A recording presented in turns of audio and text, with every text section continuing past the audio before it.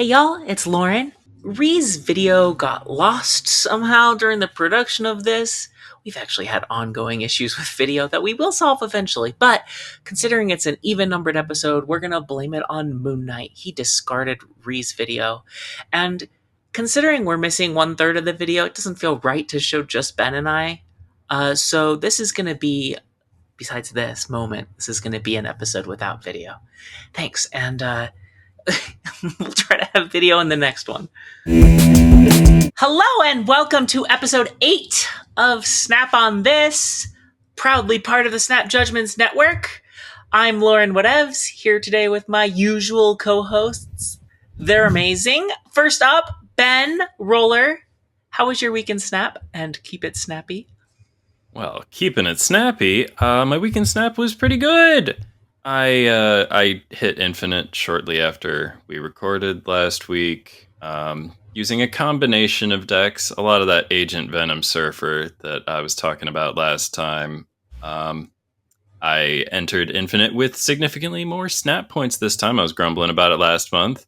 I was like, gosh dang it, when will my rating reflect where it was last month? And yeah, so I started in the 7,700s this time, so much less grinding to do to get, to the 8,000s and things. That's got to be really rewarding.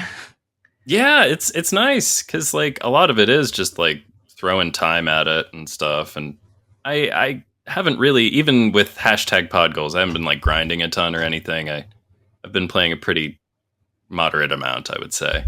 But yeah, ever since I hit Infinite, I've been like treading water on the old SP. Trying new deck ideas while the month is still early, before I commit to things that I know work. I've been been trying to make Scream work because I usually wait until things are a little bit old before I get interested. So I've been doing a Scream Surfer deck based on move Surfer decks of my past. I think I'm going to have to cut Kingpin, which is a little sad because I like playing Kingpin. That's a bummer. But yeah, that and Scarlet Spider stuff, some secret non-surfer ideas that you might hear about in the future.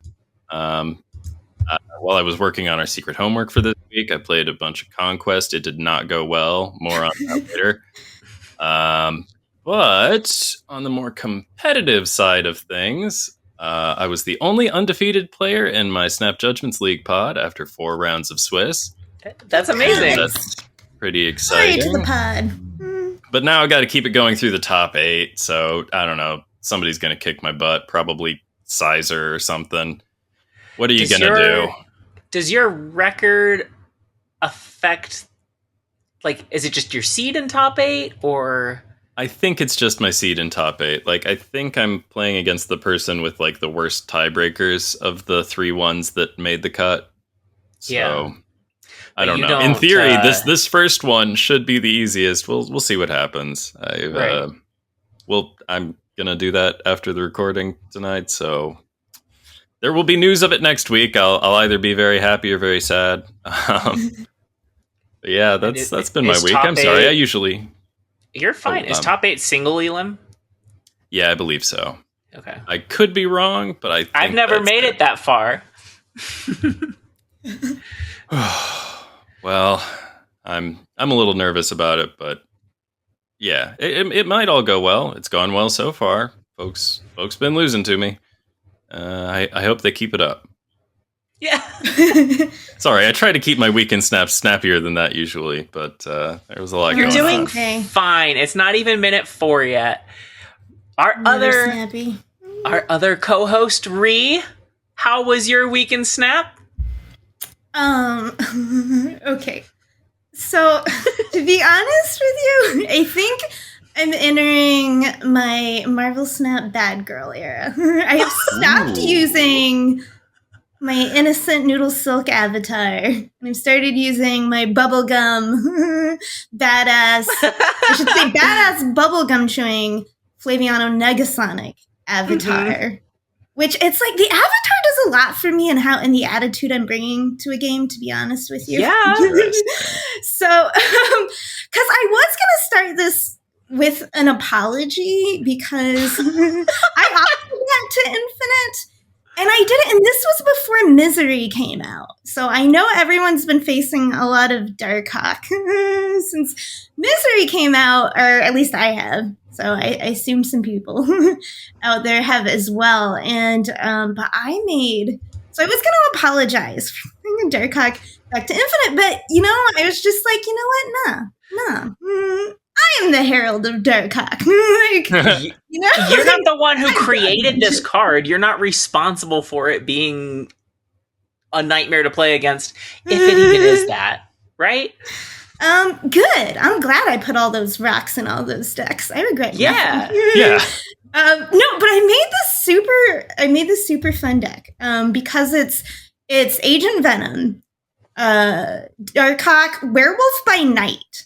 So the idea is if you can get your werewolf out, you're pinging them around with Spider-Ham, Iceman, obviously Korgan Rockslide, and the Widows, both white and Black Widow. And there's a Grandmaster in there too. Oh yeah. I love the Grandmaster in this deck. Because you know what people love more than being Black Widowed once? Twice. 2 turns in a row. Don't do a Spider-Ham. You'll probably hit the same card. So I usually play Spider-Ham in the middle. But that's fun. And then with Agent Venom, everything being bigger, it's just obviously better. Oh, and there's an Iron Man in there as well. Because, there's the Mystique. So hitting that with an Agent Venom is great. So it's a good backup. So that's what I took. I really love bouncing. I think it was playing a Ben deck was where I realized I really, as much as I don't generally enjoy move, I love bouncing werewolf around a board. It's really fun. So really cool card. Yeah. And a very satisfying animation. It's like quick. Yeah. It's fun. And, who doesn't like being Iceman and Hammed? Widowed. Your opponents, that's who. So, and then drawing rocks. Yeah. So that was my week. I wrote that all the way. I put it together and I took it through a Silver Conquest or something. And I'm like, ready. And then I just wrote it all the way to Infinite. So that was my week. Back to Infinite. That's awesome. On the Broad code. Although I've changed it now. Originally it was the Broad code for the rocks, but now for spooky season, I've renamed it Werewolves and Widows. Oh, cool. It's a very good name. I like the alliteration. Yeah. Good. The rhyme is also good from Broad code. So yeah. Right. Mm-hmm. I like both deck names. Yeah. I spend a lot of time sometimes. It's important. It's just like your avatar and your title. It prepares you for battle. It sets the mood. Yes. You get me, Lauren. Yeah. I had a week 1 Infinite this week for the season for the first time in a while. I also used Ree's deck at least through the 80s. I loved this deck and had so much fun with it. Except Iron Man, I was having terrible luck with Iron Man. So maybe around 87 or 88, I popped US Agent in instead. It wasn't better, but I tried. But that was the one card I thought about replacing, Lauren, was Iron Man. But I looked around, there wasn't something, and he does hit sometimes. But that's cool. I'm interested. I was hearing that is interesting. Yeah, I couldn't get enough power. It was and it's probably, Iron Man's probably fine if you get the Agent Venom off, right? But yes, and I think that's the difference. When I missed Agent Venom and Darkhawk, Iron Man alone wasn't enough, and so that's why he felt kind of lacking. You need the little cards to be 4s. Yeah, but otherwise I totally loved it. Iron Man did steal some games. It just wasn't very many. He didn't feel like he was doing nearly as much lifting as the other cards. And then through the 90s, I switched to an Ika deck that's like a Sarah Tech deck, and this thing is an absolute menace. It's rocking Agent Venom. Sarah Tech's fun. I haven't taken it to Infinite in a while, but this thing I think I lost less than 10 times between 93 and 100. Nice. It was just the fastest 90s I can remember. But yeah, it feels good to finally just to be done early and to be able to goof off. I wanted to prioritize. First of all, I was just kicking ass with your deck and then with Ika's deck, and so I was like, while things are good, let's the meta could shift. Let's just knock this thing out. But I also wanted to knock it out early because we've got a week of high voltage coming up, and we don't know exactly what that looks like. But I want to earn a free card, so I would like to not worry about rank during that week. Wait, when is that? Do we know? Okay. Maybe? I don't know. Okay. And then, speaking of bad girl era in Marvel Snap, I just picked up the Nightmare Momoko Captain Marvel, and I can already feel the darkness calling to me. So, yeah. He's on the dark side. Okay, we're going to move on to this week's new card. It is Misery, a 4/7 on reveal. Repeat the on reveal abilities of your other cards here, then destroy them. Again, I hate this text. She just destroys the on reveal cards. Anyway, thoughts about the card? I don't know who's going first this week, but did you get Misery, and what do you think? I did get Misery. I have not yet played Misery. I've played against a fair amount of Misery. How's that been for a minute there, I tried using a tech card. It's not usually something I do. I briefly tried on Cosmo for size in my life. Nice. Probably didn't help anything at all. Still not a huge believer in just running dare you say that cards about willy-nilly. I don't know. So I guess I was seeing enough Misery that I felt a need to respond to it. I don't really like the decks I was playing against, to be honest. I think like they've already fallen out of favor a little bit, and I'm happy enough about that because who likes getting milled? Who likes getting clogged up extra? You know, it's just like one Widow's Bite is like enough or whatever. You know, It's a cool card. I'm sure I'll feel more positive about it once I start tinkering with it. But I had a stupid secret homework deck to play this week, and that was using all of my innovation juice. Was trying to salvage that. So yeah, I don't have strong feelings about Misery, but I did acquire it from the way you talk about it. yeah. I mean, people were definitely using the card. And I did get the other two cards. I got Nomura and War Machine. It was a 3-card week. Yes, it was a 3-card week. I'm never going to use War Machine. I said it once. I've said it several times. War Machine, more like Snore Machine. Am I right? How very dare you? Am I right? No. Yeah, I'm right. Dare you, Ben Roller? No. Okay, I get that, it's maybe not the most reliable or anything, but it's fun to play an Infinite after, I just broke the rules. I played on turn 5, but guess what? Infinite's still coming down. You need some of this, bad girl energy. Dropping an Ebony Maw is pretty fun. Yes, you're break all the rules. I don't know. War Machine is not inviting me to play any of the cards that I like to play. That's fair. It's inviting me to play cards that I don't like to play, and I'm like, no, I don't. Why would I start playing Ebony Maw and Infinite now? I already know what I like. It's just it's raw power that you're not allowed to have. So as a woman, you gotta love that shit. Okay, you mentioned seeing lots of Misery, and I agree. I've seen lots. Do you feel like you saw more than Scream? Because I think I did. Yes, at least for the first 24 hours. I don't know how it's going to be long run, right? A lot of Scream, to be honest. People love that card. I've been surprised at how popular. Yeah, I mean, it's real fun. The draining the power is it feels devious. It's true, and it's another good animation. There's a lot of that. Yeah, I saw people were doing the mill and all that stuff. So that made it less interesting for me. The one deck I actually do think I want to try first that I didn't make was I saw somewhere out of the corner of my eye, Unfit Parrot, I think, made a Thanos deck and people have been having success with. And that interests me.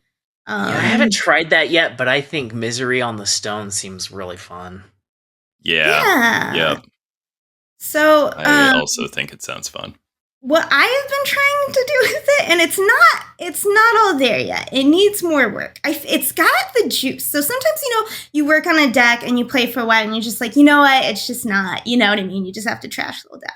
Sometimes you're like, okay, this has it. This has the fun, but like half of the deck has to be changed. And that's maybe it's like 40% of the deck needs to go, but it's it's there. And the idea is, of course, okay, it was a 4 keys week for me, which I'm sad about. I was really hoping for 2 keys, but I do have a Nomura variant now, so worth. But so we had to use the Nomura variant. So, and it's like, I haven't seen anyone else doing that with Misery, but this is the deck. So it's like a Nomura deck, and the idea is your pillars are going to be either Misery, Atuma, or Venom. And you have like White Widow, Ironheart. And what's hilarious was there's so many times I just didn't play Misery because Venom was the better choice, because like Wakanda had hit my my card, like White Widow and stuff, and it's a 4. Too much stats to throw away. But, and Venom, and Lauren said this, I think, before, too, is just good tech for a lot of locations and random stuff, right? So, I hate squirrels. Yes. I think my problem right now is I'm a little too Nomura focused, which is not how I like to deck build, is to be all in on a combo. I need to be a little more, so I need to, in case we don't draw the Nomura. An alt route. Yeah. Yes, or I need some more Iron Lad in there or something to make sure I hit it. But like, it's working, because like I've been playing a lot of Atuma in the last season, and he's pretty baller. He gets rid of goblins, he gets rid of hobgoblins, annoying rocks, like ninjas. Right? And so what if it's like you play the Ironheart on him, but now he's free to be Nomura? And there's been like a little bit less Shang around, so he doesn't feel quite as vulnerable. So yeah, so it's like Atuma with Nomura is really clever. It's not though. Yeah. Like, it's so obvious that nobody like does it, because so it's, obvious that nobody else is doing it. Yeah, I don't think I've seen it. But Atuma's in Atlanta. They're both Atlanta. Like they. No, it's almost like they were designed to. Yeah, yeah. Yeah, no, so but that's like Atuma is great, especially against just Clog as just general tech right now, and then nicely goes with Nomura. And they make good, like they're kind of, I feel like I don't see those as much for Nomura decks, but like Venom and now Misery, like great. That's what I like. I call them Nomura pillars. But that's, the deck is called Do It For Her. It's all for Nomura. And that's what I've been working on, and I need to get the some of the cards around it fixed, but like it's got something. I'll keep working. I dig it. Misery Nomura is very cool. Yeah, I also got the card. I put it in my first attempt at Secret Homework. I grabbed it with tokens, which I haven't done in a while, but I was like, you know what? I should probably make sure that I have keys whenever there is a multi-card week, which the next multi-card week is, I don't even know when it is. It's probably a while away. Whenever Proxima and Corvus show up, maybe. But I don't know. I had a surplus of tokens and I didn't love the variants. I think the Nomura variant is super cool, don't get me wrong. Realistic art is not really like, it's not my thing as much as very comic-y, stylish art. It's more that it's the only one you can get. There's no other. Yeah. There's no Nomura variants beyond That's Spotlight. Fair, but I like base art, so it's cool. It's pretty good. I know some people are like anti-base art. Like, if I have a variant, I must use the variant. But I'm like, if I like the base art more than the variant, I'm gonna rock the base art. Yeah, I recently switched back to base art Hope Summers because the only variant I had was the Pandart one from the season pass, and I just don't like it very much. Yep, that is one where I'm rocking the base art. I put her in Clog, which I know everybody's doing Clog and Mill. You don't have to be. We don't have to be proud of being hipsters here. Like, No, look we at us, do. we're so It's different. fine. Put her in Clog. My Clog was Clog's definitely unconventional because it was secret homework. There's a Spider Woman in there. There's a Nocturne in there. I love this card. I have no sense of if she's good or not, but she's super fun, and I'm so excited to keep playing with her this week. She feels like my jam, and I don't know what that looks like yet. Maybe I'll report back later with something cool. Yeah, I think I'll had definitely so want much to fun. talk about Misery once I've played Misery. Yeah, Yeah. of course. Yeah, we Ne- can next always week- revisit. Yeah, Um, I'll have thoughts. I will say I've played a lot of Mill, and even when they're successful at stealing 2 draws from me, I'm still winning. So yeah, I'll reiterate.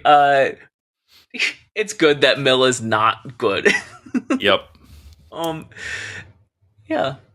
Okay, we'll move on. Those are my thoughts. Misery revived a bad archetype in play rate. I thought it was Hella that everyone was mad at right now. No, it still is. Yeah. We're just taking a little break, okay? It's possible to be upset about more than one thing at the same time. That's true. Okay, next week's Spotlight. The feature card, the new release, another symbiote because 'tis the season. A Scorn, a 1/2. When you discard this, return it to your hand and give +2 power to itself and one of your cards in play. I think Rhea and I both had it as number 1 in our preseason rankings. Yeah, I think so. If not number 1, it was high. Yeah.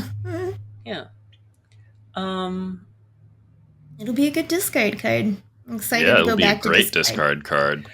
Yeah, I've seen a bunch of people say that, like, oh, the old version, which definitely I thought the old version was very cool, very fun to do an explosive combo with to get some exponential growth and all that. Yeah.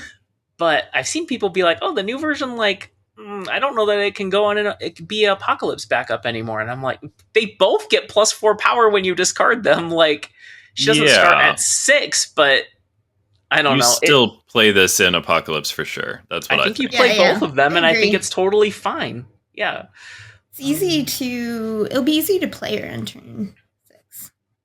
Yeah. But most importantly, friends with Swordmaster. That's the real headline here. No, Or I'm Swordmaster gonna get a show support. off my inked Swordmaster. I'd be like, that's Very right, important. you fools. I was playing him before it was cool. So I've like an inked with sparkle or rainbow. It's Yeah. pretty good. Just bragging about my variants. Okay. There's probably not very many people rocking Ink Swordmaster. Yeah, I'm impressed. I don't know yet if I'm gonna get her just because, Oh, as really? stated before, like I'm yeah, just because kinda it's like, discard. I'm just like, discard is not an archetype. Even when I have fun with it, like I'll dip into it every now and then, but I never stick with it. So I'm interested, I'm intrigued, but also I know I'm gonna want resources later. Yeah, I think I have to get her just because discard and it's good. I don't play every discard card. Like I've said on the pod, I'm not a big fan of Corvus Glaive. I mean, I respect Corvus, but I don't play it. But like, this is one that I would play. I would absolutely play this card. This is the kind of card that I like. I like cards that get bigger and have like efficient stats and reward you for doing like the thing that your deck wants to do and are not picky about the order in which it gets done. And this is like very much one of those. I love living that non-linear lifestyle. And I think this one is unskippable for Benjamin Roller. I missed Meek too. I'll finally get to play with him again. I saw him recently. I was playing Arsham and he showed up and I was like, Meek, I'm so happy to see you. Like, you'll be useless right now. You're very useless in what I'm playing, but it's still good to see you, buddy. So I'm excited to put together a discard deck again. I haven't since Second Dinner destroyed my last comfort discard, so that'll be fun. Rip Moon Knight. That's okay. So That's definitely why we something make you're new ones. picking up, right? Yes, definitely yeah, getting, for sure. I figured. I'll spend keys. Yeah. Okay. Joining Scorn in the spotlight is Jean Grey and Sebastian Shaw. Thoughts on these cards? One of these cards, I play a whole lot. One of these cards, I do not. I did try Jean Grey in my secret homework deck for a time. Oh my gosh. It did not work out. She did not stay in there. But like, there are cool things to do with Jean Grey, and if like you've ever had an interest in the card, I highly advise you to pick it up because she's very cool and a lot of fun and super interesting. And I don't know exactly like who all listens or watches our pod, but I bet they're the kind of people who have cool Jean Grey ideas. That's what I think. So, hypothetical listener who has a cool Jean Grey idea, pull the trigger. Drop those keys, tokens, whatever. Just, well, maybe not tokens, keys. Try to pick her up with a key. Let's not spend 6,000 on Jean Grey. But yeah, and Sebastian Shaw. If you don't have Sebastian Shaw, a member of my household does not have Sebastian Shaw, and I hope they acquire Sebastian Shaw so that I can make a better surfer deck. No, he's like only a surfer card, right? No. I've seen people try him in other stuff, but isn't he? He was. They but really want to make Gwenpool- boosting things like a tribe sort of thing. I honestly think they've gone a little bit overboard in terms of like cards that reward you for doing that and cards that facilitate doing that. Like they've been a little heavy-handed with it in recent seasons, I think. That's just my feeling, you know, with your Scarlet Spider and your Gwenpool and like all that stuff. And I don't know. I guess I could see Sebastian Shaw maybe fitting somewhere outside of Surfer, but also maybe not. Just like not as Gwenpool like decks. Scarlet Spider is kind of like better outside of the Surfer realm. I don't know. That's my feeling. But you can play. But also, you gotta have Sebastian Shaw on turn 6, where you can't, get your benefit out of. That's Spider. true. You are correct that he is not an activate card. I just think he used to be solely a surfer card, and now he fits into the Yeah. general. You can definitely buffing see decks. Okay. like Is he a Scorn card? maybe. Oh, because he'd be Possibly. on the board, and with a discard, you often tend to have fewer things on the board. But then you're getting away from the discard pursuit. Yeah. But So then if probably you're not, to be scoring a honest. 6 every time you discard instead of a 4. He would be a fat Shaw. Call back to a secret homework deck that I actually liked and was proud of. That 100 bad guys with swords, that's got Sebastian Shaw, and it will definitely have Scorn in it when I make a new version of that. All right. And All right. I think they'll be friends there. That was a discard surfer list in case we have any new listeners, and it kind of ripped, honestly. I still have it assembled in my collection and everything, so that's how much I liked that. That's secret homework serious. deck. That's commitment. Yeah. I'll say I love Jean Grey. I think she's a super fun card, acknowledging that the community at large does not like her, and she does not perform very well. But between Spectrum and War Machine, I have a blast with this card. And she's very fun for, like, I love throwing her down on turn 5 just to control what my opponent's going to do. Right? And, hey, if I have Cryo, maybe I'm going to play Negasonic. And if I have War Machine up, then I can just, who cares about that lane? People forget about playing some of these tech cards not on curve. Like a Goose on turn 5. A Goose on Goose turn 5 and where you Jean know on they 5? need to put the big, Mhm. thing. So,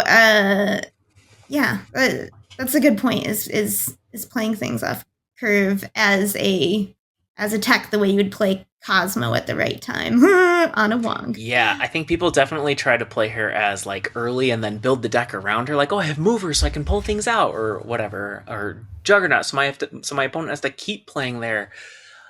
That's fine, but yeah, I think she's What more is powerful as a tech card. It's just fine, if that. Yeah. Anyway, I don't think you should go for Jean Grey unless you love War Machine or Spectrum. She fits in those two places. I don't know. Maybe there's a cool surfer deck with her somewhere. But I really imagine want to you've encourage our tried. listeners, if they have like an idea or even like the start of an idea, like keep pulling the thread. I don't know, see if the old sweater unravels or whatever, you know? Yeah, and prove me wrong. Maybe there's a third great place to put Jean Grey. Now I want to play a War Machine Spectre, like an ongoing War Machine deck. I haven't done that yet. Be great. Okay. I think my lockdown deck does rock Spectrum. I can't remember anymore. But yeah, I mean, Professor X, Madam Web, War Machine. You get a bunch of great little lockdown flavored ongoing cards. Okay. Got an OTA coming out later this week, which we'll cover next week. Something to look forward to, maybe. Are they gonna touch Hela again? I don't know. Hopefully Hellcow, right? Maybe not in Scorn Week, though. I don't know. She actually hasn't been tilting me that much. Like, I beat her like half the time, so it's like, okay. I don't know. Yeah. Let's say the Ika deck I was running with Rogue taking her Luke Cage really helps the matchup. Okay. We're gonna go on to the controversy that was hinted at last time, where split rates were not what they seemed. Something that I was just starting to look into last week, and since have collected tons of data from 36 players and found that Ink, Gold, and Crackle specifically were not happening as often as they used to be. It was a pretty significant nerf. They went from about 25% frequency to about 17%. We're like 1 in 4 to 1 in 6.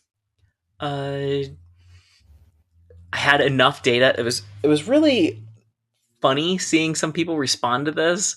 We were like, oh, this is just anecdotal, or like, you can, RNG means you can have hot streaks and cold streaks. And I'm like, we have 36,000 splits here. Like, we have a lot of data. Or 30,000 splits. Anyway, there's a lot of data. Somebody else did the math, and it's like a 1 in 9 octillion chance that the Nothing changed. That the rates weren't changed. It's like, that's like if every human on Earth did something constantly for like a century, still wouldn't even get close to 1 in octillion. So yeah.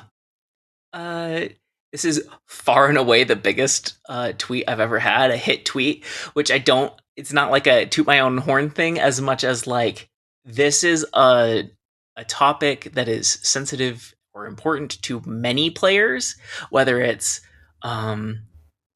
SD being dishonest and greedy, which is not my take. I think it was an accident, but that's certainly a popular take. And people who care about their splits, and people who spend money on the game, and all of a sudden the splits aren't what they thought they were. It spread very wide. I saw many YouTubers covering it. SnapFan covered it. Anyway, did you go over the details for a second of what actually happened, Lauren?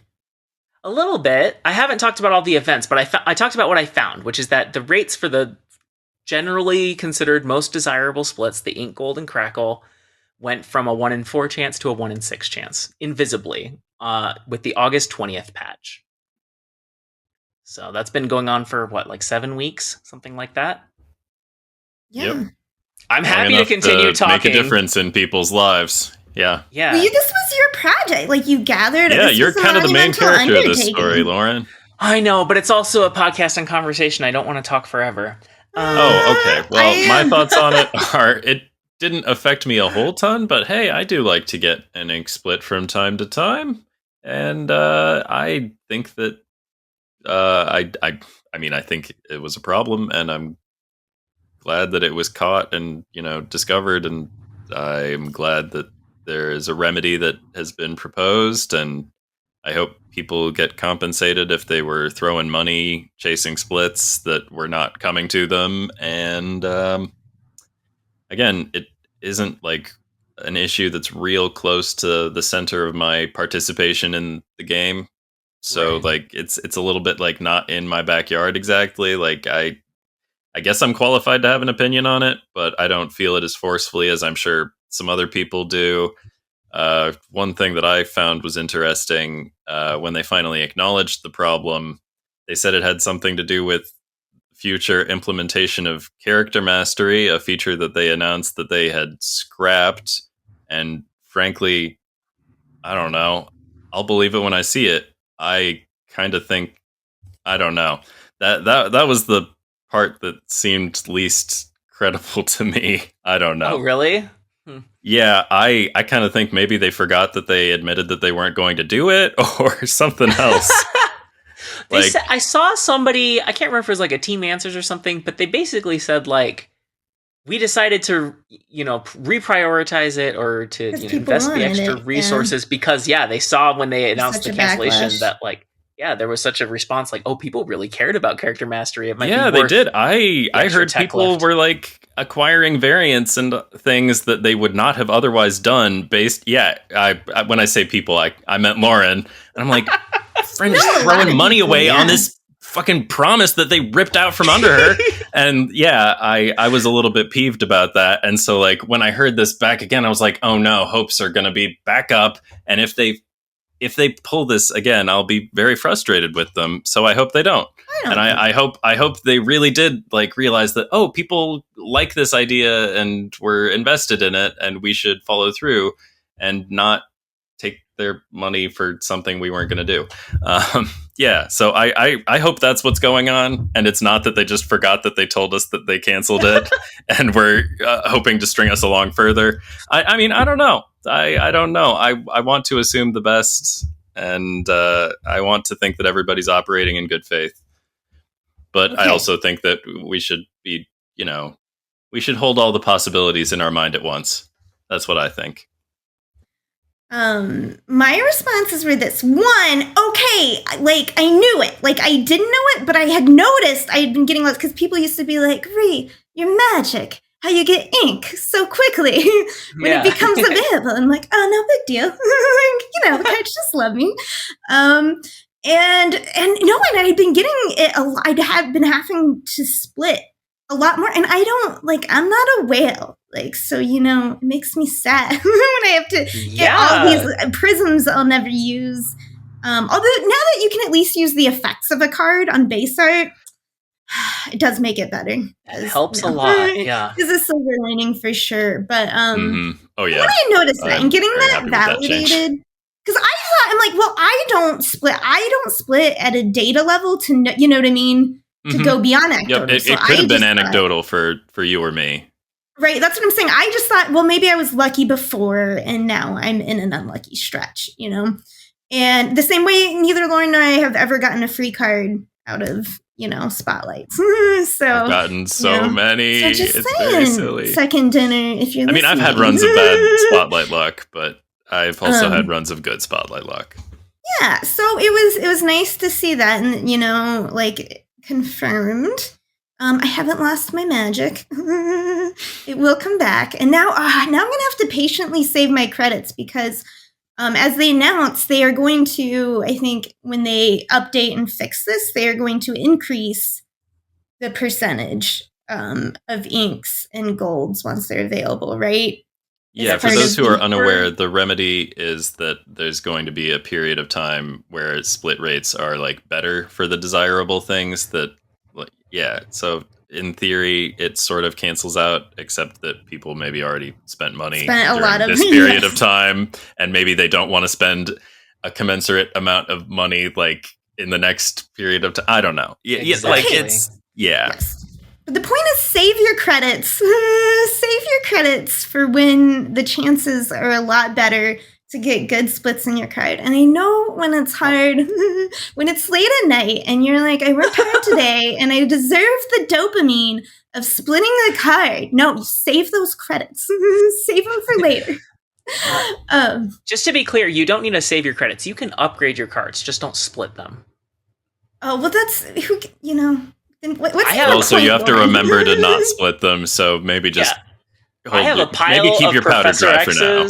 I have a pile of Professor X's that have not been split, just saying. Lauren, who am I? Okay, just you has the power to look at this shiny button. It's like, ooh, click me, look how glowy I am. And be like, nah, wait, no. I once heard somebody describe that as the single most satisfying button in Snap, and I kind of think they're right.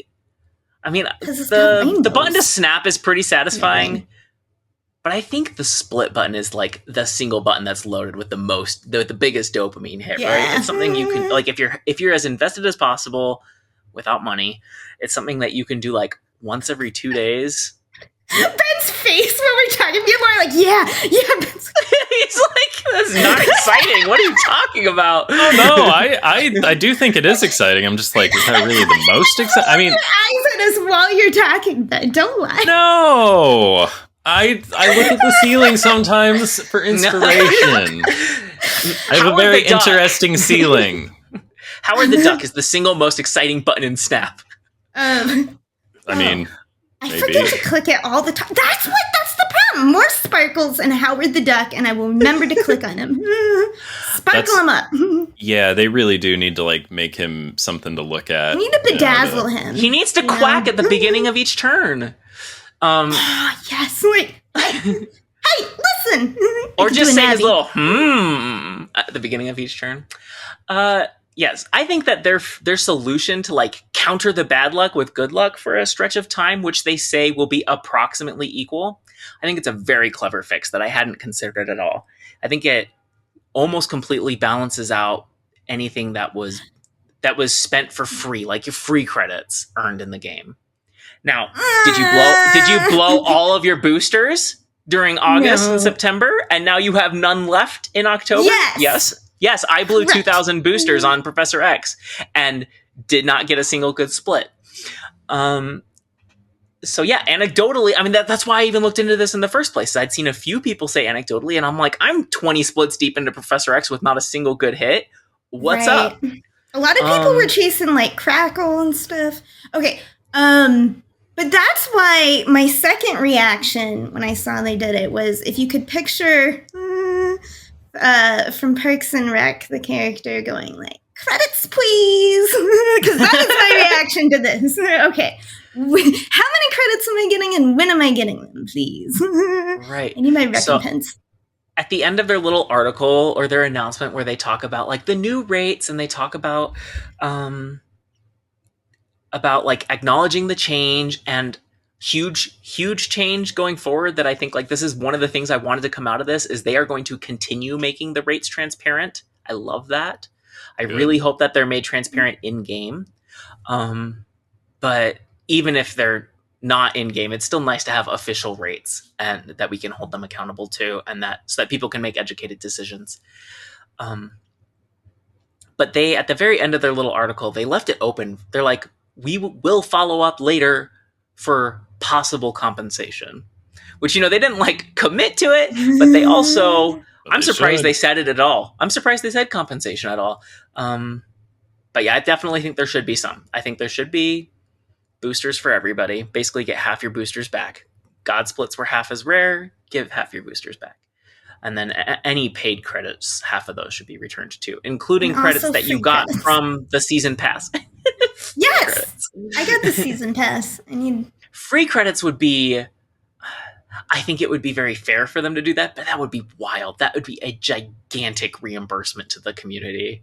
7 weeks of credits. I guess it'd be 3.5 if we do 50. Credits. I have like 125 credits right now. I use all of my credits. Yeah, I keep my credit balance basically to 0. Yeah. Okay. I would feel a lot angrier if I saved up 10,000 and then before August and then blew them all during the nerf time. That I would be ticked about. And I'm sure there are some people in that position. Yeah, no, it was interesting though, because I was actually, because I'd been having so much worse luck with splits, I was like, well, I guess I'll just get everything up to get my custom cards. Like, I'm like, now I gotta save for splits free. I saw a few people who had like switched to splitting wide instead of splitting deep. That's a splitsmith is amazing. Yeah, now it's like, okay, we're gonna have 7 weeks of like really good rates. To talk about those rates really quickly, the boosted rates are about 35% versus the 25% we used to have, and the 17% we have now. If you average the 35% and the 17%, it's just a little bit above 25. So Ink, Crackle, and Gold alone, the average rates between the bad time and the good time are they're a little bit above what the original rates were. So they balance out. But because God splits are like complicated, they're compound. You know, you have gold and ink, and then you also have crackle. And because both of those rates are improved, the rate of God splits is actually quite a bit higher now. Anyway, you're going to have a 25% chance of hitting a God split for 7 weeks. So if that's your thing, you're welcome. Yeah, hit the most exciting button in Snap over and over during that time period. Lauren, you're kind of the Splitsmith Santa. Like, if you hadn't, you don't understand. Lauren, gathered all of this data, connected the people, put it together, sent it to, Second Dinner as well as posted it publicly. So, I mean, it seems that's how they noticed it, and they wouldn't have otherwise. So, Yes. So make sure to leave out. And you do have to go public if you want results. If you're ever in a situation where you've noticed something like that, you probably want to tell your friends rather than whining about it to them directly. I don't know. That's my It advice. was very effective, certainly. Oh my gosh, I tried to approach it. Sorry, you could start a Jessica Jones office. You could be like a cool detective now. Report your Snap crimes to me. Some tall legs will walk into your office and be like, "Are you the Snap detective?" Okay, I'm sorry. I'm full. I turn around in my chair. Yeah. Yes. Credit where it's due. I had 35 other players donate their data, which is awesome. This included several whales and content creators whose names you would recognize, but nobody agreed to share their I want to be careful with the anonymity here in case somebody, is uncomfortable with that. But lots of players donated their data, enough that we could prove it was statistically significant. And then also a special shout out to Snap Variants, who collected a good portion of the data, probably a third of it, and also was doing preliminary look at the data and was the one who was like, oh, it looks like the August 20th patch might be the culprit. I later confirmed that, but he steered me in the right direction. So just want to give that credit. Snap Variants is the best. We also pillar of the community. Work on this. We have a joint deck we like to work on that Lauren calls Deathbird, because it's got Mockingbird. It's about putting out a bunch of ones with Squirrel Girls and Shannas and nonsense, and then killmongering them or whatever for death and null. It's such a cool deck that has it's had good stats, but hasn't ever really had a big play rate. But everyone has those decks that you revisit every couple months. How's this doing? How do the new cards fit into this? Mm-hmm. Okay, my secret homework might fit in that category. Splitsmiths, they should give everybody the title Mary Splitsmiths. They should lean into this time period. That'll be glorious. Yeah, I think they're handling it pretty well, and I think if they keep handling it well, this could honestly be remembered as more of a W than an L for them. Yeah, they just do it right. But I don't know if they will. Well, we'll see. All right, moving on to our side quests. We're gonna start up with secret homework. We need a little jazz stinger for that or something. Secret squirrel. This week's secret homework was assigned by me. It was to make a deck using your two co-hosts, underrated cards that we talked about last week. Now, I talked about Yellow Jacket, Ben talked about Nocturne, and Ree talked about Spider Woman. So each of us had two of those respectively to deck build with. I will go first as the challenger. I was a little bit naughty. If you guys want to reveal the spoiler in chat, I used all three of the cards. What?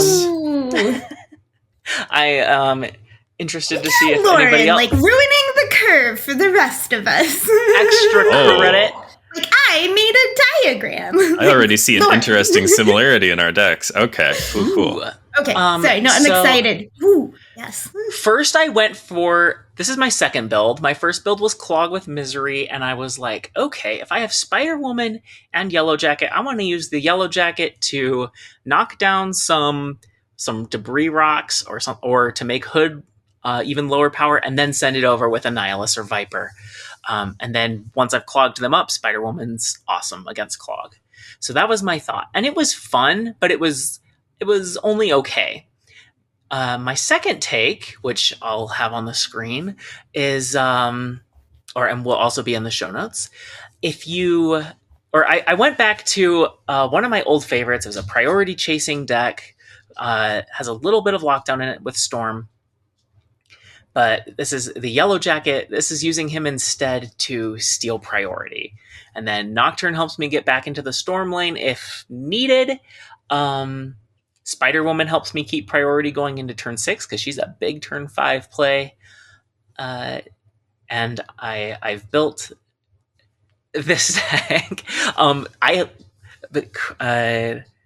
don't know. Nod to Ben. I've loved Scarlet Spider in this. I actually play him on 4 and then activate him on 5. Very good for having Prio on turn 6.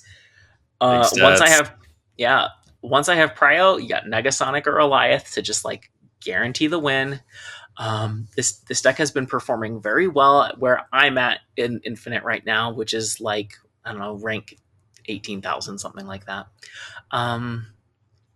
That's such a cool use for I never thought about that as a tool for prio keeping, because she's a big swing on 5.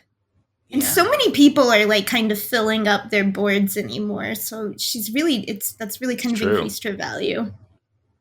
Yeah, and this is only occurring to me now, but between Nebula and White Widow, like I'm encouraging them to fill up a lane, right? And if I put them in separate lanes, one of them's good for the Storm lane, and the other one's good for, hey, I got Spider Woman. That was my deck. I have had a blast with it. I think I will continue using it beyond this week. Oh, that's awesome. Yeah, it is. It's cool. I love getting Prio with Negasonic as your backup. Oh, I should also Nocturne has actually this deck. This deck is like all in. Get priority on turn 6 and then finish the game. So Nocturne has actually been great for killing all the limbos. Yeah. Nice. Woo. She's great at that. Even if they see it coming, it's fine. I have I have a big, powerful turn 6 play. I'm fine if you see it coming. Also, they wasted their time playing Magic, who is smaller than Nocturne, just to get undone by Nocturne. It still hurts too because they wanted that turn 7 for a reason. Oh yeah. Also, they built their life around it. It's I have to say, as much as last week we discussed the power of not wiping Limbo sometimes, usually it's correct to wipe Limbo. That's my experience. Yes. I think that like at least 70% of the time you wipe Limbo. I'm surprised by how often my dog. I'm surprised by how often if you don't wipe Limbo, they don't. You think that your opponent would play as if you were going to, right? Yeah. And like, sometimes I see them still just do. Sometimes I still see them do this, like teeing up their turn 7 on turn 6, and I'm like, really? You were gambling I wasn't going to get rid of Limbo? What are you? You probably just forgot about her. It certainly never happened to me while I was playing, but I forgot there was a Nocturne on the board. That's fair. I do think I don't want it to be like glaringly obvious, but I think it needs to be like somewhat visible when Vision can always move, but Jeff, when they have a move charge. Nightcrawler, yeah. I want to see them floating on the opponent's side if they haven't moved yet. And Glenn is all for like the cognitive load, like lighten how much you have to remember. That seems like something that fits in that category. Don't make it legible. Don't make me remember. Yeah.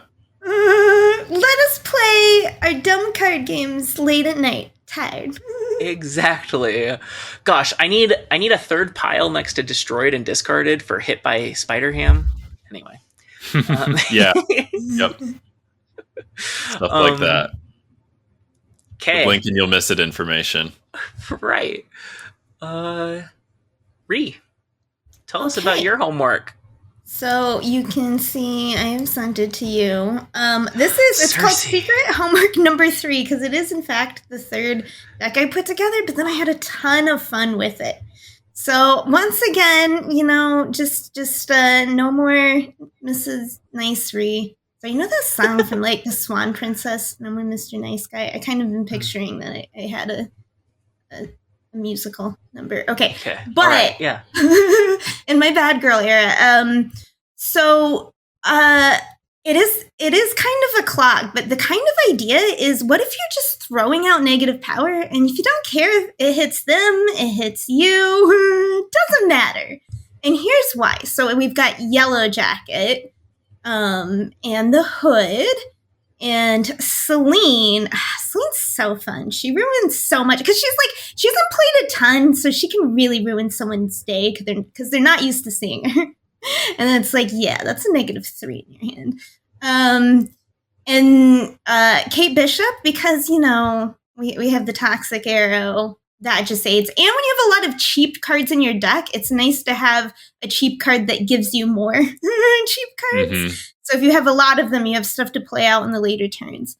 Also, Goblin, Debris, Nocturne, of course, Viper. We're getting into the reasons why we don't care if we make all of our cards more negative, because we have Viper, Sentry, Attuma. I told you I've been playing so much Attuma lately. So good. Annihilus and Cersei, because she is so fun, to be honest. And this is the kind of deck where you're just like, YOLO. I love this. Right? So many times I throw out a Debris, I hit Yellow, and then I played Yellow Jacket Viper, so they get a... And then sometimes, because of locations, where you're getting dumb rocks out and stuff, so you have several rocks out there, you hit them all with Yellow Jacket, you send them over with Annihilus. This deck can work with locations better. Because, did you get squirrels clogging up your stuff? You don't care. You have, a Tuma, to destroy them. You have Viper. It's gonna be worse for your opponent. Anything bad you get is going over to them. It's fun. This is, the fun of new cards is finding all the little interactions and synergies you haven't noticed before. And because I never played Yellow Jacket, it's like having a new card. So there were so many opportunities. And Celine just hitting, once Celine hit Kate, but I played Kate. She gave me arrows. She's still Kate. She was great. She's good. -3 does nothing to her. But then I hit her with Yellow Jacket and sent her over with Viper. It's just the fun stuff you can. And that's the thing. You don't care what you hit the Hood. All of this stuff. If you lose the power, Cersei it. Nothing is forever. So it was so much fun, actually. It took me a while to get to this deck. Like you said, it was my 3rd iteration, but then I ended up having so much fun playing it. Cersei is such a cool card with Celine. I love the Celine here. Celine is actually so much like Sable, except you control 5 of the power, and your opponent controls 3. If your opponent plays the card, which maybe they won't, right? If your opponent plays the card with Sable, it's a 1/5. If your opponent plays the card with Celine, it's a 1/8. Yeah. And it doesn't matter. You have so many ways to get rid of your stuff. You don't care what you're hitting with Celine. Normally you're planning super hard and you're not playing her. It's whatever. I'll hit Nocturne with this. Celine's a 1/8 if they play the card and you give them the card. Right, she's a 1/5 with homework. Card. You have to have a way to send... There's a lot of additional effort.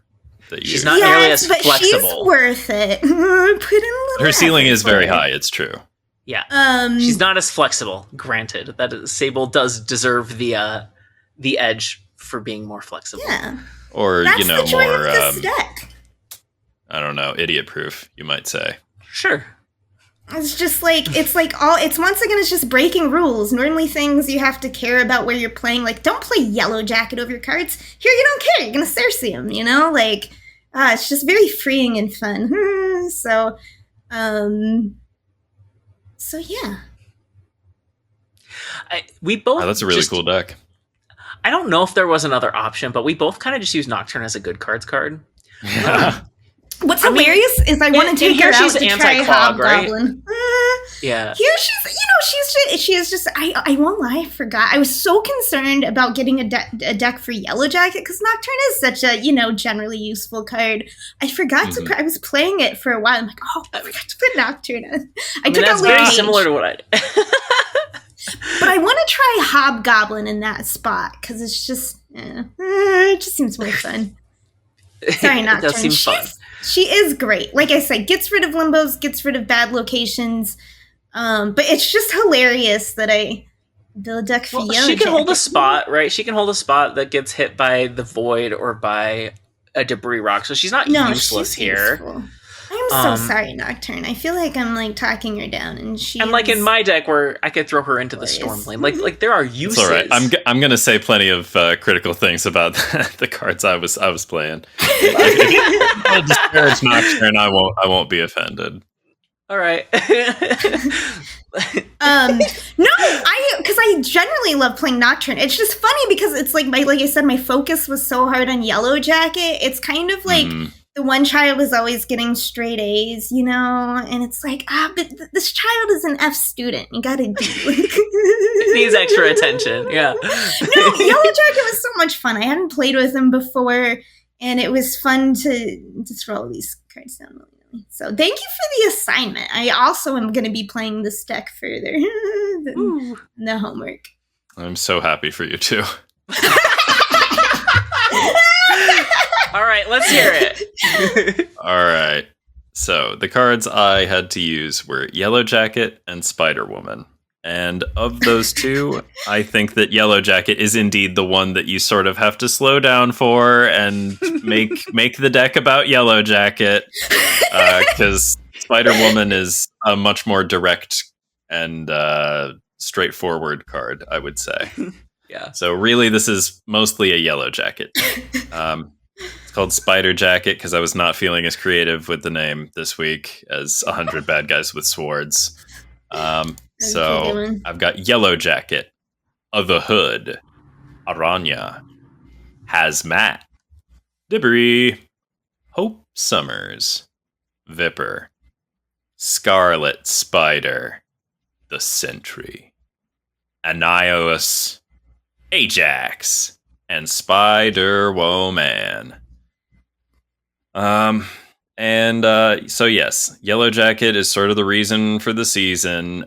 We need to make the dream of sending rocks over with Annihilus happen. And so the idea is, you hopefully on one you play either the Hood or Aranya, preferably the Hood, I guess.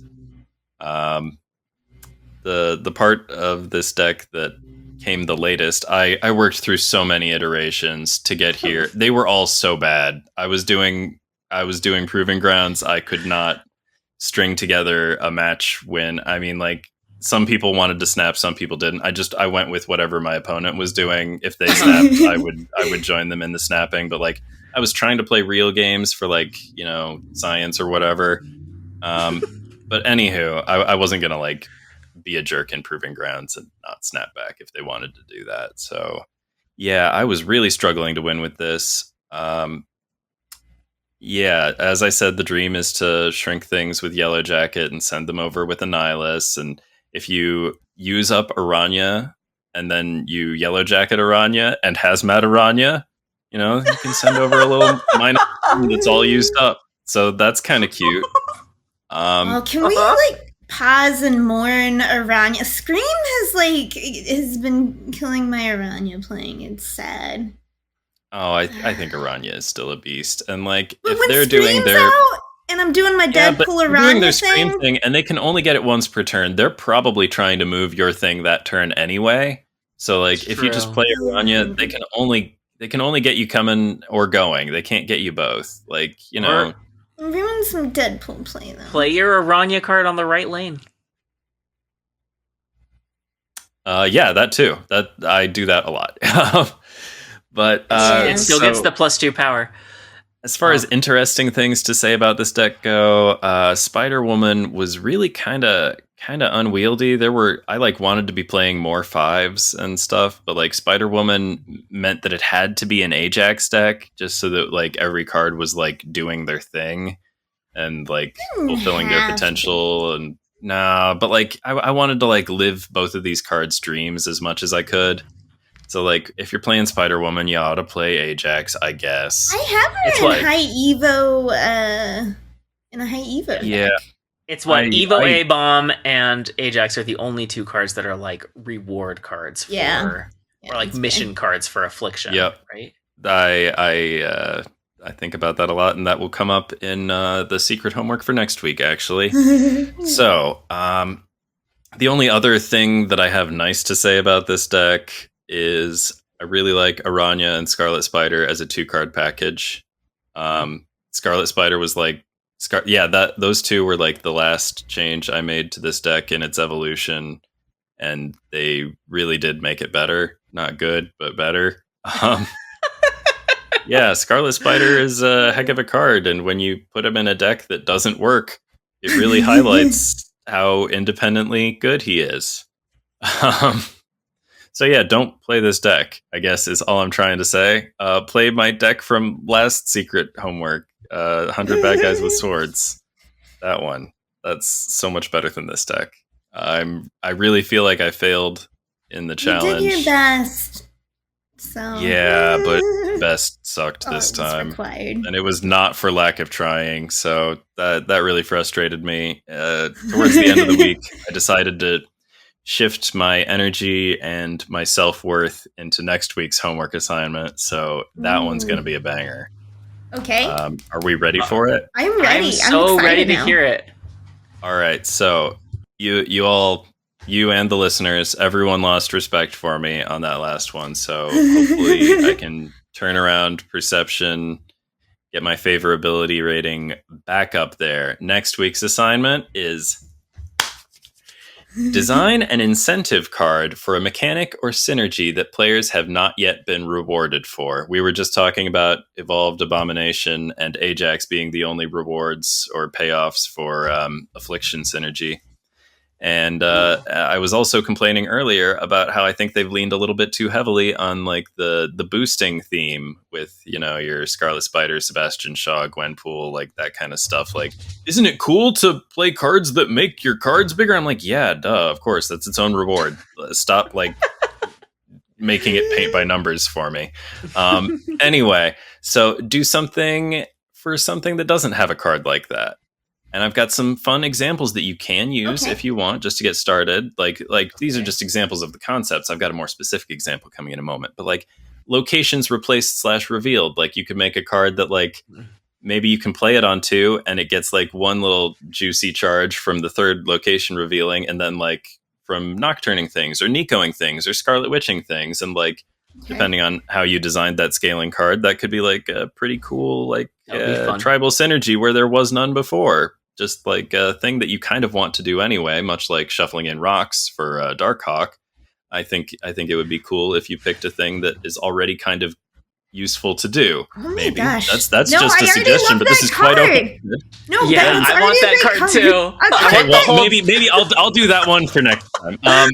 Or you just said a card changers. that scales based on location changes. So, like Scarlet Witch, Legion shenanigans. Yeah, exactly. Wouldn't that be cool? Okay, while I'm just pitching, pitching ideas that are underdeveloped, you could make a card that's sort of like Patriot for your opponent's cards, where it rewards you for blanking text boxes on as many of your opponent's cards as possible with like Leech or Red Guardian or Enchantress or whatever. Red Guardian.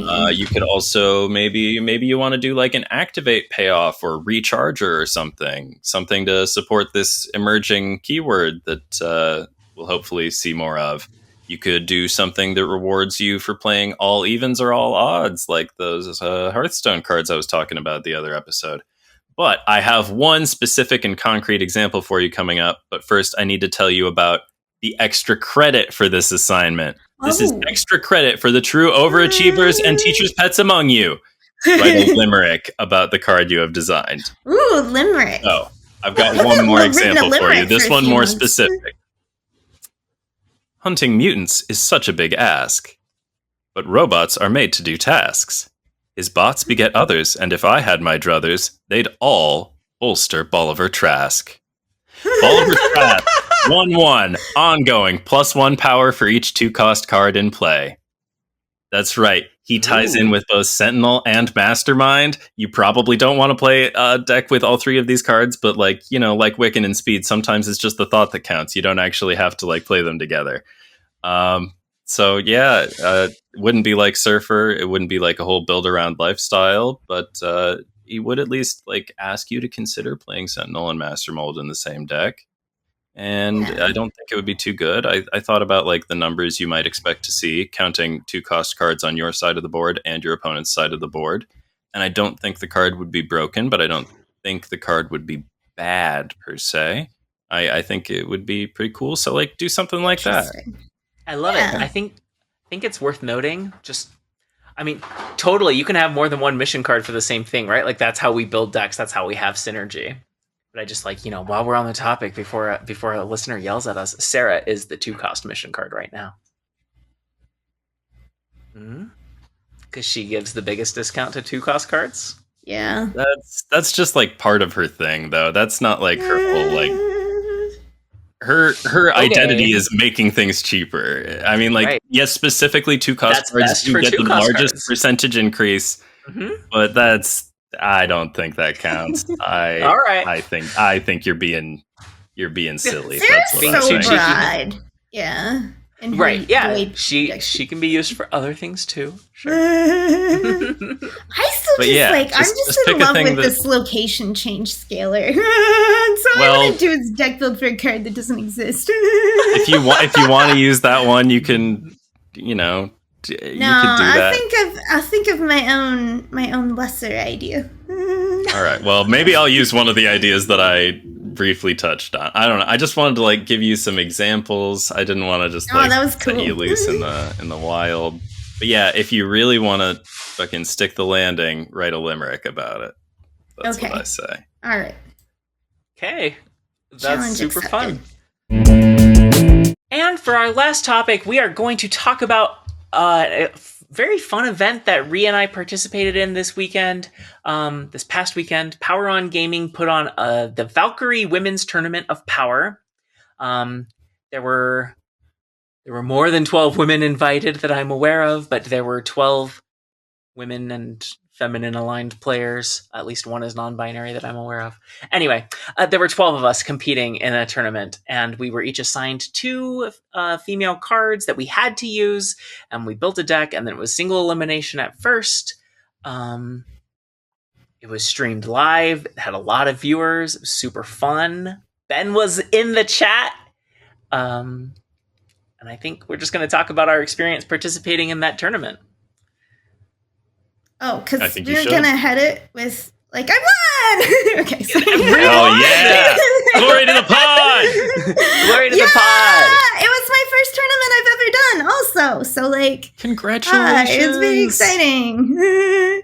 So impressed. Okay, I'm sorry. Maybe we were supposed to lead up to that at the end. But I can't remember. That was super fun. Don't bury the lead. We've got the champion right here. And also, the would have been champion, most definitely, in my opinion. Just I thought you were going to say, yeah, I thought you were going to say third place instead of would be champion. Yeah, no, okay, Lauren technically got third place, but like we all know that the only reason that it would have been one of you two. That's what I think. In Lauren my, and I had to battle to go to the finals. So sad. It could have been us at the finals if we weren't, I'm just so impressed with both of you, and like I don't know, like I want to say proud, but I didn't have anything to do with it. But like, you can be proud. I knew you two would go so far and do so well, and I'm just You're having your like. I'm so happy for you. Really, it's okay. Great. Yeah. So we had the 2 cards, and I think we've talked about this on the pod before. The 2 cards I had were Moon Girl and sorry, not Moon Girl. Moon Girl deck. I had Sarah and Dazzler. I had Sarah and Dazzler. And I was like, I don't want to do like a Patriot Ultron kind of thing, because this seems like the obvious. But I went Moon Girl, and I like to play a lot of counters and stuff. So I was Moon Girling. I mean, Hit Monkey for power, obviously, but like Red Guardian, U.S. Agent. An Ant-Man in case I didn't get my Sarah out and I needed more cheap cards to play with Hit Monkey. And I had like my first match ever in the tournament was glorious, and they showed it from my opponent's view. Mayday, who is a streamer, is very cool. They showed it from her perspective, which is great because it looked so cool. I got a free Sarah from a location. So I had 2 Sarahs on the board, and I had Moon Girled. And they have it, and they're like, oh, you know, your situation looks pretty good, Maydays. And then they show my cards reveal on the opposite side, and it's like Shadow King, Hit Monkey with Hit Monkey little animation to the other side, Hit Monkey. Like, you know, usually just like a million cards drop, and it was like so epic. And I saw it when I saw the dream, like, oh my gosh, it looks so cool. It was like I threw an explosion and walked away slowly. Because when you look at my perspective, I'm on the and I talked I thought they were going to mute us, so I was like just talking the whole time because I had your cams on, so it was like streaming. I feel really bad. I also swore constantly, like really loudly. But I was just like on my side. What do I do? Over here. But when you see it from the other side, it just looks so cool and collected, just effortless. Like, man, yeah. Okay. Tell us about your deck and your cards, Lauren, though. My cards were Nico Minoru and Gamora. I made a lockdown deck. I rocked... we talked about this deck before here, but I rocked Professor X and Storm not Goose. Had somebody else who was lockdowny. Oh, Jean Grey as lockdown. And then obviously War Machine. But in case I didn't get War Machine, I also had Madam Web and Captain Marvel to help like move around into the lockdown lanes. It did very well against my first 2 opponents. Ree was my third. Yes. Ree's tech just kicked my ass. Like between Shadow King and US Agent. Oh, I love my tech. Now, when we played each other, I felt like, I drew terribly. I played terribly. It was a bad matchup, like all of it. But when watching it in retrospect, kind of like what you were saying, where it's like from Mayday's perspective, it looked cool. Like watching it, like not in the moment, but watching it, you know, as if I was an observer. It didn't feel nearly as bad as it felt in the moment. So that was good. That was good to be like, I actually like kind of put up a fight. This was possibly winnable. But yeah, Ree's deck was awesome, and I'm sad that one of us had to take third instead of being the top 2. I really wanted to see you both in the finals. Also, that would have been so fun. Big congratulations to everyone who competed. I don't mean to impugn anybody's skills or whatever by saying that I think that my 2 co-hosts, you know, we're the only ones who would have won. I don't know. There were lots of you're all players. great. You're like there are some real pros in there, and yeah. It just would have been a very exciting showdown. But we had the same. So in our match, people don't know, we both played Quake in our decks, and I almost never play Quake. Lauren is a frequent so Quake wacky.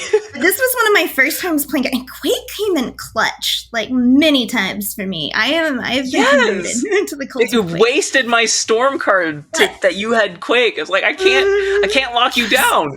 Oh my gosh! Afterward, I told him, like, my brain melted from all the Quakes, because I'm like, okay, do I save my Quake to after her Quake? Is she gonna Quake this turn with the Quakes? Like I couldn't. I think there was a moment where you were like, "Oh, what if she Quakes and I have a Quake on the board already?" And you're like, the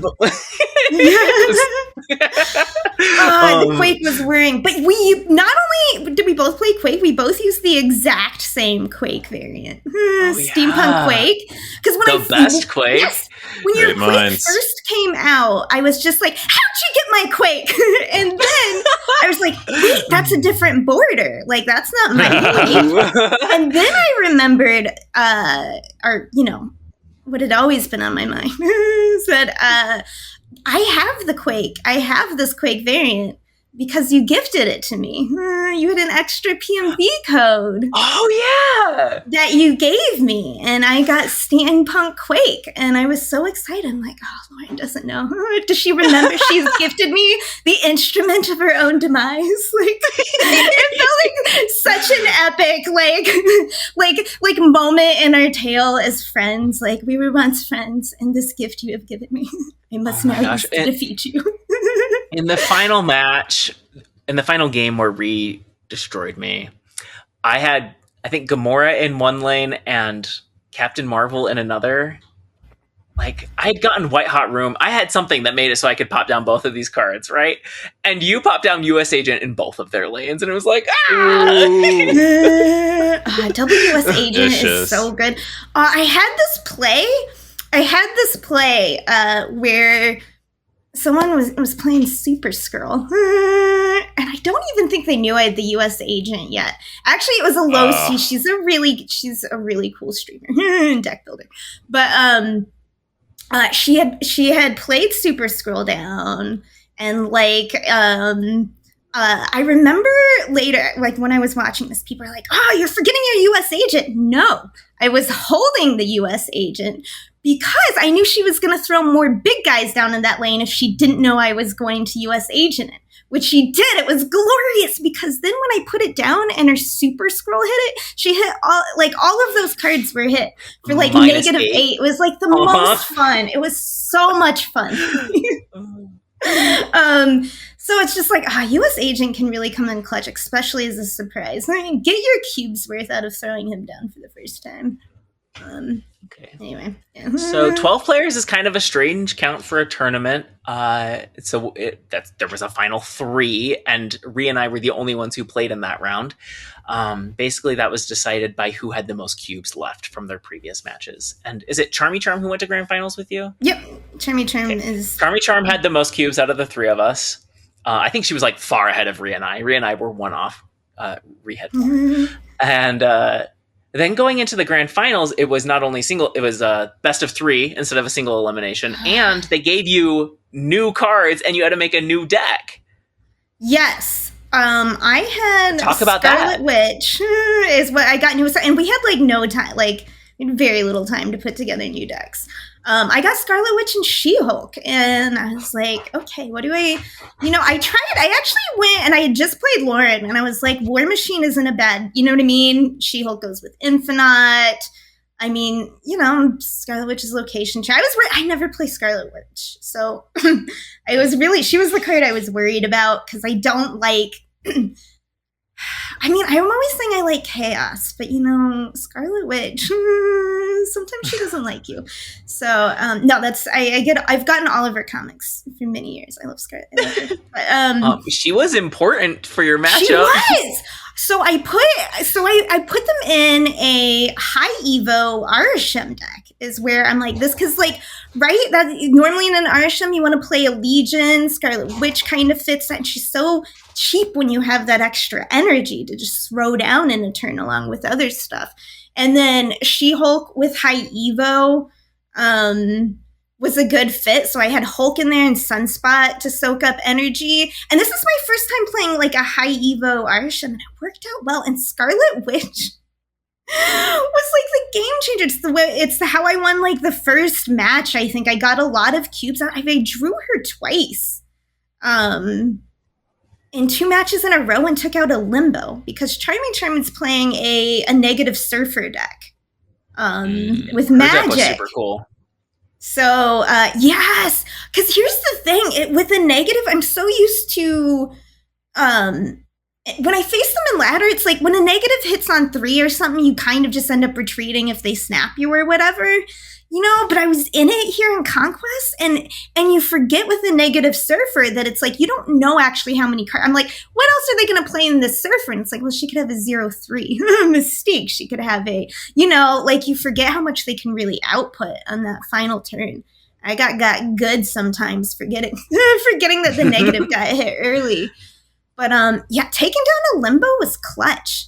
Scarlet Witch really, I gave her a red matte border. I have the Art Germ bundle variant that you won't be able to get until that new shop feature even comes out. And I've got like red Stardust flare on her, and she looked beautiful, like winning those games for me. She looked beautiful kicking ass. I doubted. Yes.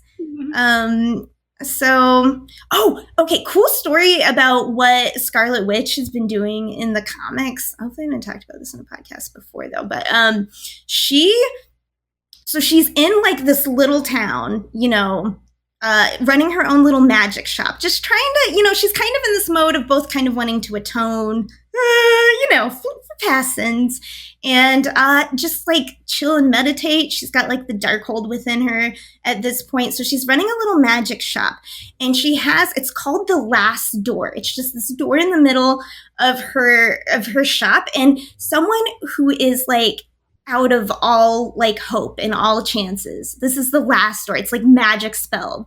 So they find this door and they wander into her shop, and she helps them. And it's episodic of helping people that wander through the last door. It was a cool run. Anyway, that sounds really cool. Steve Orlando wrote it. Yeah, I love the concept. Sorry. Anyway, I got distracted. So yes. Oh no, that was interesting. We went to so Scarlet Witch helped me get a lot of cubes and close out the first round fairly quickly. And then here's the problem with me and the secret of battling is when things drag out, I get I start making mistakes. It's like in fantasy combats. If you read a lot of fantasy novels, they're always telling the character just wear him down, let him wear himself out, and then make a couple take him down quickly at the end. I'm the person that wears themselves out the longer things go on. And the last one was going on so many rounds. I kept forgetting about the negative, and it went down to the second match. We were like at like 1 and 1 health or 2 and 2 health with like the two. I think it was just 1 and 1 though somehow. Yeah. And it took me a couple minutes after. I can't even remember off the top of my head. It's been you like stunned exactly victory. how the last I know the match before the last match was a TVA. It's like, thanks TVA. Yeah, TVA with Arsham was great. Yes. Yeah. Mostly, a lot of the tournament, I had to stop myself from doing bits to the camera. I'd be like, but it's magic. And then I'd go into this, I'm like, no, focus on the game. But you did it. And then when they played this, they didn't mute me all the way. So the casters are trying to cast, and I'm sitting here like, and then I told Lauren this was like Clone Wars. And I'm just like, oh gosh, okay. But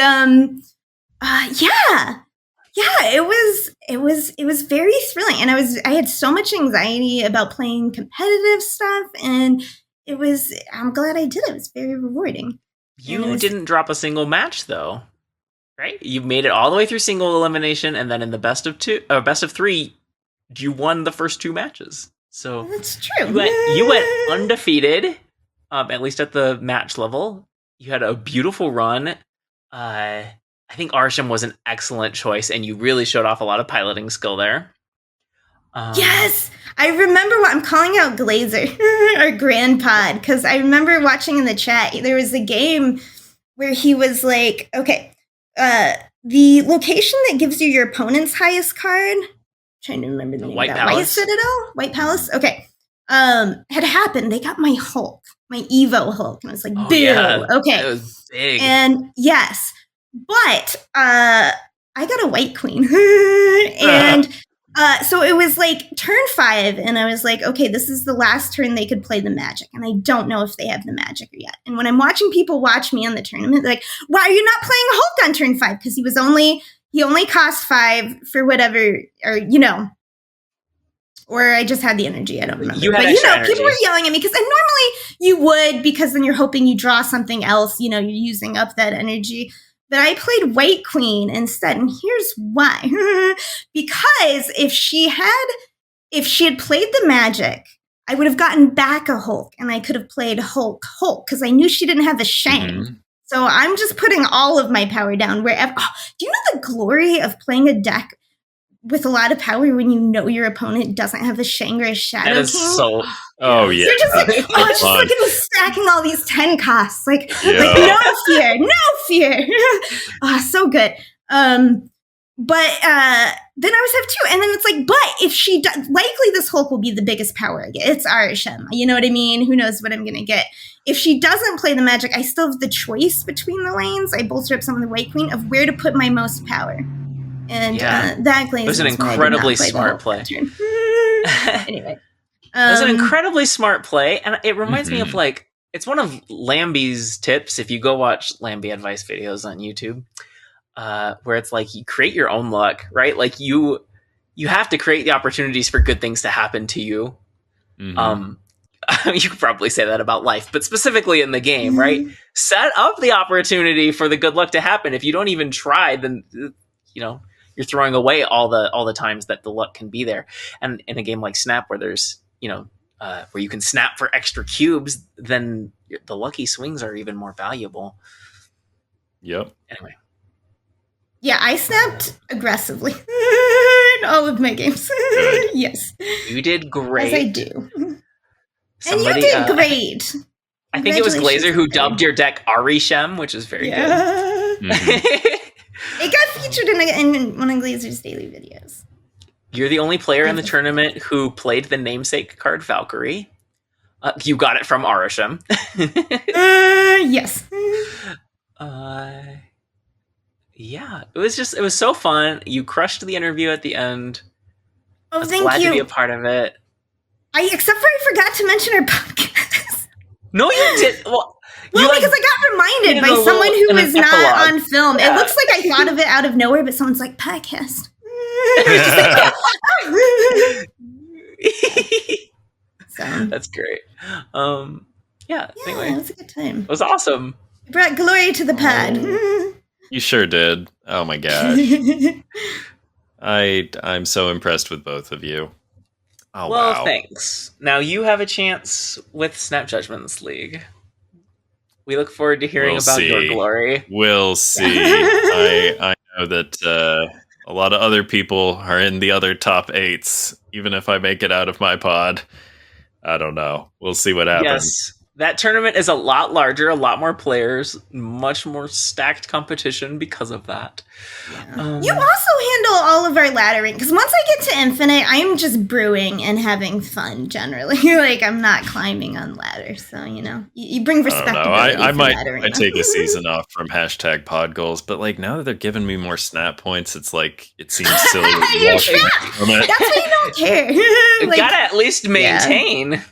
Well, I don't know. I just wanted to like, the snap I've always like wondered like, what do people like need in terms of like proof of your credibility as like a deck builder or whatever? I just want people to like take the cook seriously, Like I just want people to like listen when I say like, hey, y'all are sleeping on this card or whatever. Yeah. This is actually good. That's really what it's all for. I just want to establish that I know what I'm talking about. And like, I feel like a lot of people already thought I knew what I was talking about. So now I'm like, well, why am I grinding it out again and again? Like if most of the people who were going to listen to me were already listening to me, and I've probably convinced the other people who were persuadable or whatever. Like now am I like? You're having an existential Marvel Snap crisis. You're like, what? You need to find a new joy, like mid Snap crisis. Like learn to love Yellow Jacket or something.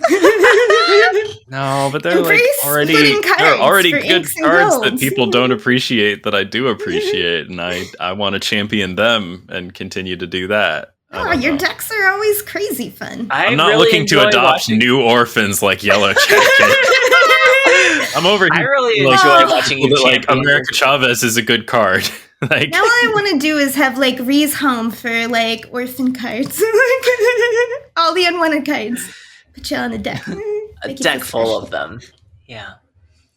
Before we move on, I just want to say, you were talking about how like you're your own enemy when you're playing over a long stretch, your attention and all that. And I think that's just like, that's part of any sort of competition, right? For sure. It could be sports, could be esports, could be, I don't know, a tabletop card game or whatever. But it's just like, that's a huge part of competing in tournaments, is having the endurance.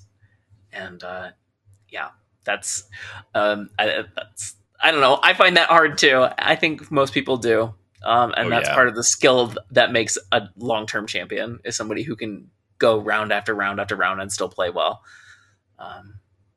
Or who can be quick to take advantage of their opponent's errors because their opponent's going through the same thing. Yeah. With that, if you enjoyed this episode, please do all the things: like, subscribe, comment, etc. If you'd like to follow us on Twitter, our handles and the podcast handle are listed in the show notes or video description. This is on YouTube or on all your podcast places if you want to check us out on the platform you're not listening to us on. Send us questions, suggestions, secret homework challenges at SnapOnThisPod@gmail.com, or you can just DM to one of us. That's fine too.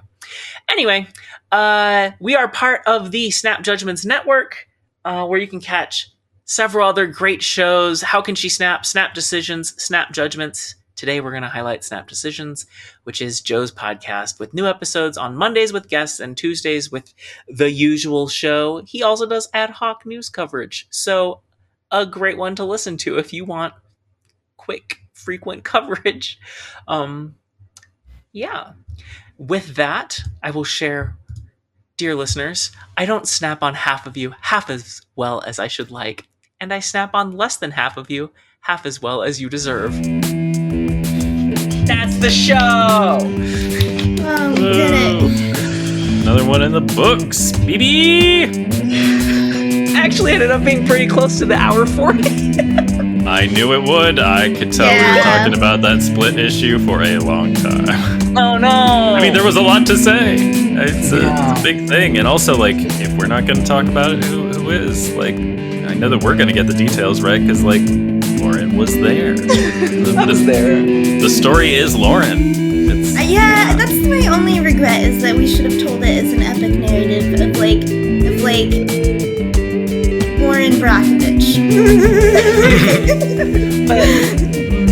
but that sounds like a lot of work, and I'm good if the only homework is the secret homework. Yeah.